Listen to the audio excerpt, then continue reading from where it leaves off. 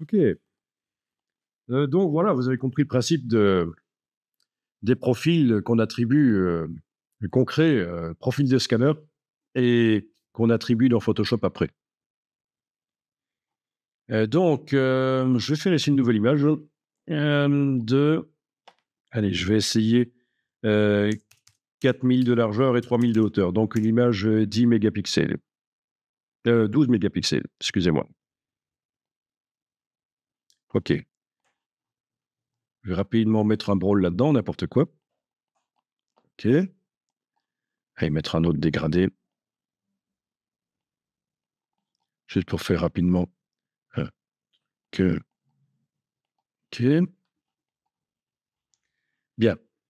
Donc, je vais enregistrer cette image en Photoshop. C'est mon original. Mon original. Décidément, il y a des jours où ça le fait pas, hein. Mon original. Voilà. Donc en Adobe RGB, mais ça n'a pas une importance énorme. Et alors, le Digimark, si je vais dans, filtre Digimark, lecture filigrane.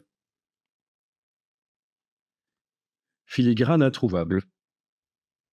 OK, mais je vais en mettre un. Non. Digimark insertion filigrane. Et là, vous mettez vos, vos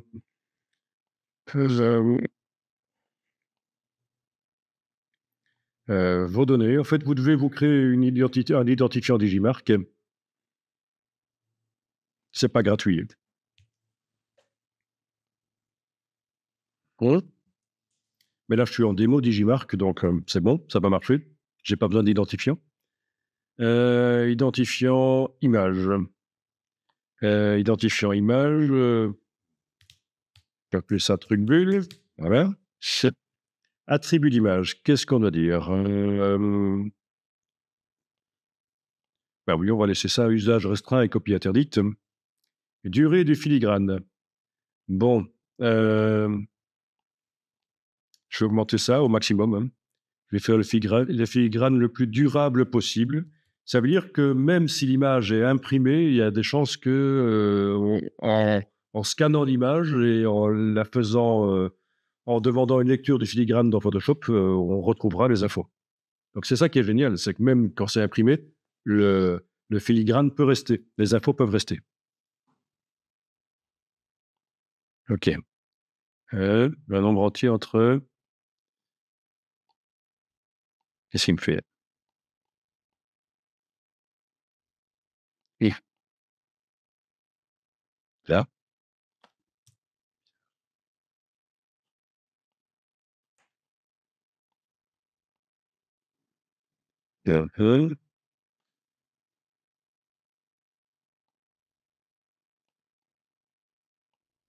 ah oui, c'est l'identifiant image qui pose problème.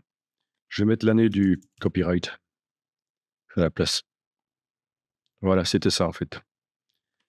L'identifiant image, c'est pas n'importe quoi comme j'avais marqué, c'est un chiffre qui demande. Et donc voilà, le filigrane est dans l'image et ça ne se voit pas. Pourtant l'image est si je fais un avant-après, un contrôle Z pour faire avant-après, on ne voit pas en fait, hein.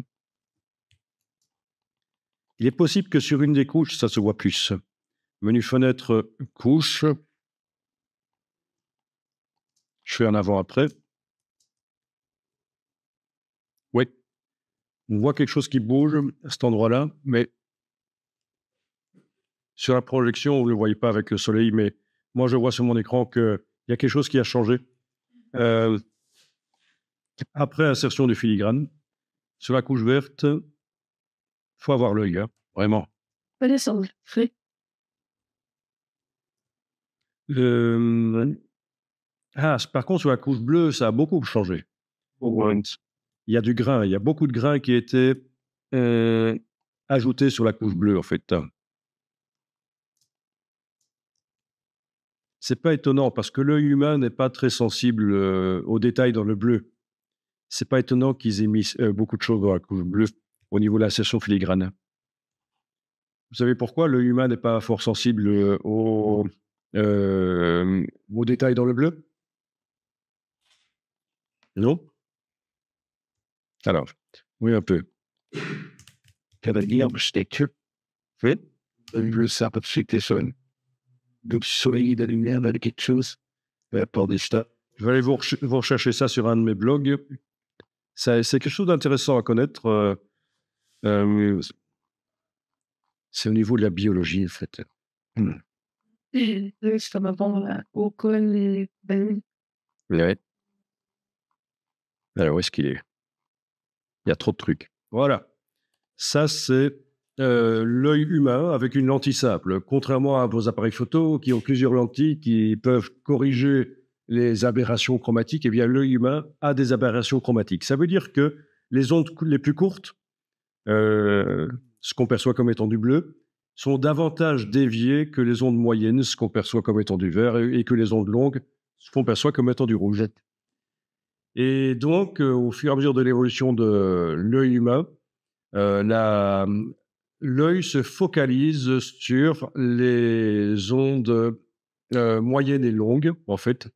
L'image de la réalité se projette net sur la rétine, mais surtout pour les ondes moyennes et longues.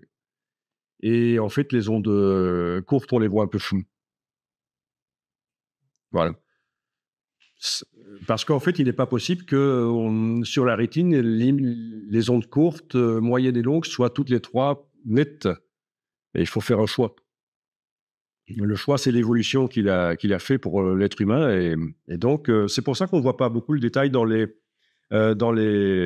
ondes courtes. Et aussi du fait que l'évolution a favorisé la capture des ondes moyennes et longues, le nombre de cônes sensibles aux ondes courtes est beaucoup moins grand sur la rétine.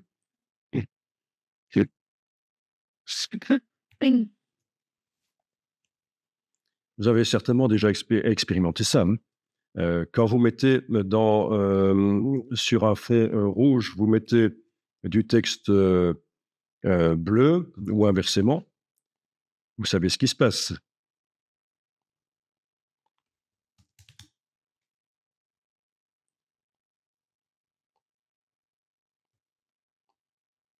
Le texte vraiment bleu.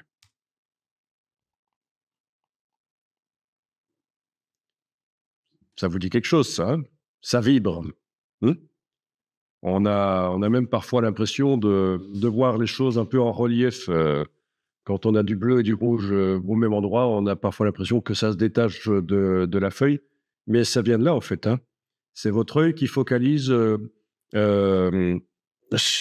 successivement sur le bleu et sur le rouge, puisqu'en fait, pour lui, ça n'est pas à la même distance à cause de l'aberration chromatique, même si physiquement, le bleu et le rouge sont l'un à côté de l'autre sur la même surface, pour l'œil, ça ne l'est pas, en fait, hein, parce qu'il est trompé par les aberrations chromatiques de la lentille. Et c'est pour ça que ça vibre quand vous mettez du bleu et du rouge l'un à côté de l'autre.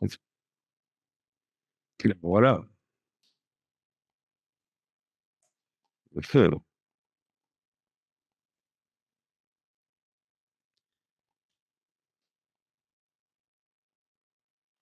Bon, c'est pour ça qu'on dit qu'il ne faut jamais mettre de texte en bleu aussi, hein,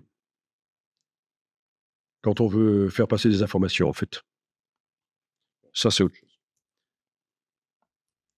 Ok, donc voilà, je reviens à mon filigrane. Pas étonnant que la couche bleue soit celle dans laquelle le filigrane se met le plus.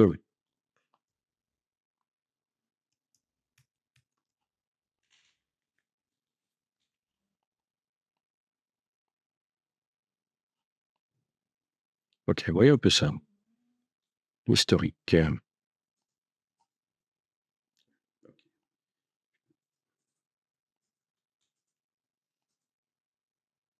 Ok, voilà. Donc là, le filigrane y est. Bien, ça veut dire que si je vais dans filtre lecture filigrane, il arrive à me lire les infos.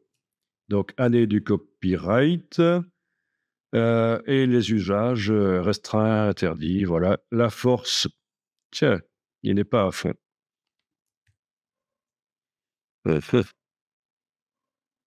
Ok. Je vais enregistrer l'image avec filigrane. Voilà.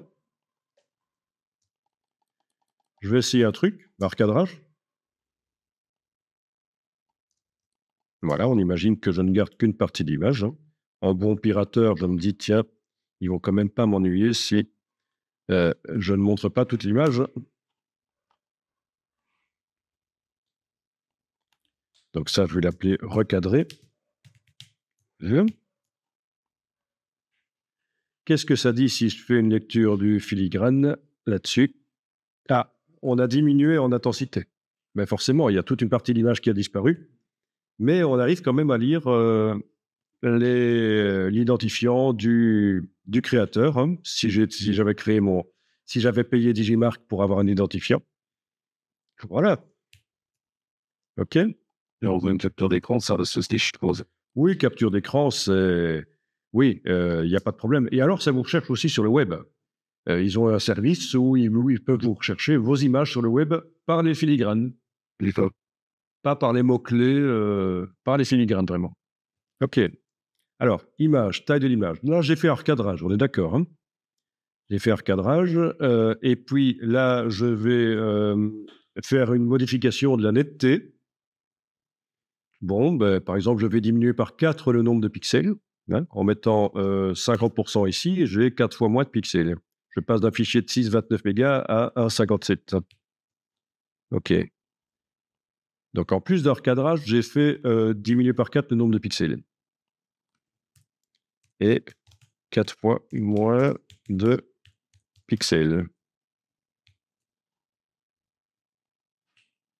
Voyons si on arrive toujours à lire le filigrane. Lecture filigrane. Ah, non, là, il n'a pas trouvé. Là, on a atteint les limites. Bon, par contre, si je le faisais sur une image non recadrée, ça devrait marcher. Ici, cette image non recadrée, c'est l'image originale. Je vais dans image, taille de l'image, je demande 4 fois moins de pixels, donc je passe à 50%. Voilà.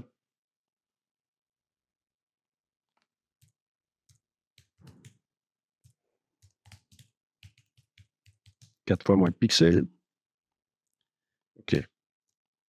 Alors, lecture filigrane. Et merde, il ne le trouve plus. Ah, ça, c'est ennuyeux.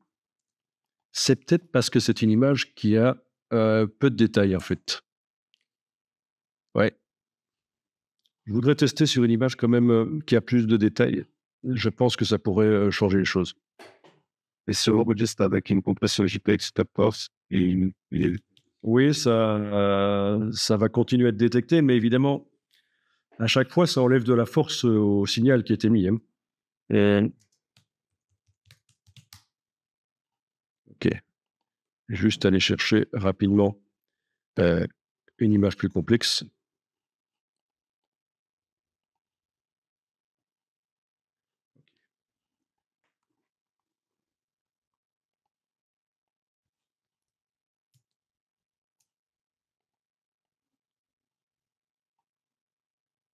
OK.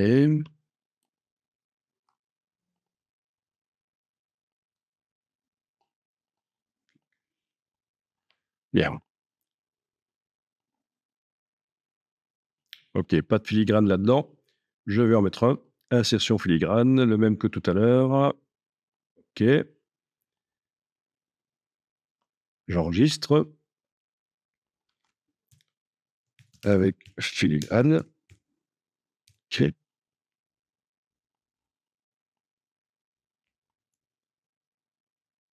Bon, je vais fermer l'image, la réouvrir. Comme ça, on est sûr de voir le JPEG vraiment avec ses compressions. Filtre, Digimarc, lecture filigrane. OK, donc ça c'est élevé. Hein. Et donc tu disais avec une compression JPEG forte, ben, testons. Avec filigrane, JPG ben, faible au niveau de la qualité, on va dire. Hein. Qualité faible. Donc je vais mettre en combien? 3 ou 0? 0. 0, allons-y. Ok, je ferme, je réouvre pour vraiment être sûr de voir le JPEG compressé. Là, on est d'accord, c'est du compressé. Ok. Alors, filtre, lecture filigrane. Ah, on est limite là. Voilà. C'est limite si on arrive encore à le lire. Mais ça marche. Bon, ben, en compressant fort le JPEG, c'est comme si on avait réduit le nombre de pixels de l'image, c'est le même principe. Je peux quand même montrer. Je reprends mon image avec filigrane ici. Donc, c'est bien l'image avec filigrane. Si je fais de la lecture, je suis en élevé. Je vais dans Image, taille de l'image.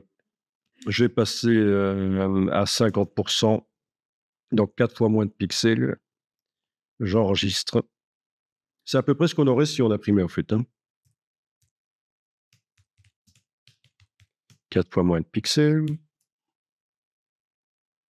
En JPEG, 12 quand même, là. Je ne vais quand même pas faire les deux. Filtre, lecture filigrane. Ah ben voilà. Donc c'est toujours lisible, malgré que l'image a 4 fois moins de pixels. Si je fais encore taille de l'image 50%, ça veut dire que j'ai 16 fois moins de pixels que l'original, en fait. Vous êtes d'accord, hein? Ça, c'est 16 fois moins.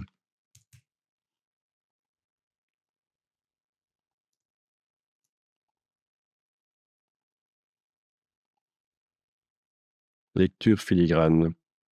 Ah tiens, d'accord ça. Et toujours, mais, vous avez vu ça? Lecture filigrane, il arrive toujours à le lire. Si je fais encore 50%, donc j'ai quand même 64 fois moins de pixels qu'à l'origine. Vous voyez, le problème, c'était mon image en dégradé, elle n'avait pas de détails. Ils n'arrivaient pas à serrer le filigrane, à mon avis. Ils n'arrivaient pas à serrer le filigrane sans que ça se voit. Ils n'arrivaient pas à noyer ça dans le détail. Donc, vous avez compris, 4 fois moins et 4 fois moins et 4 fois moins, ça fait bien 64 fois moins de pixels qu'au départ. D'ailleurs, elle est OK. Filtre, Digimarc, lecture filigrane. OK. Ça commence à devenir faible, mais malgré que l'image est utilisée en tout petit, voilà, si la personne redimensionne votre image dans Photoshop et la met en petit sur un site web, on arrivera quand même à la repérer et voir qu'il y a un problème de copyright au niveau de l'usage. Euh, Ça va? Vous êtes convaincu? Donc, le système Digimarc. Le watermarking. C'est vraiment dans le bruit qui est dans la couche bleue que les infos se trouvent. C'est assez génial quand même. Le fait aussi que même si elle est imprimée, on arrive à lire le copyright.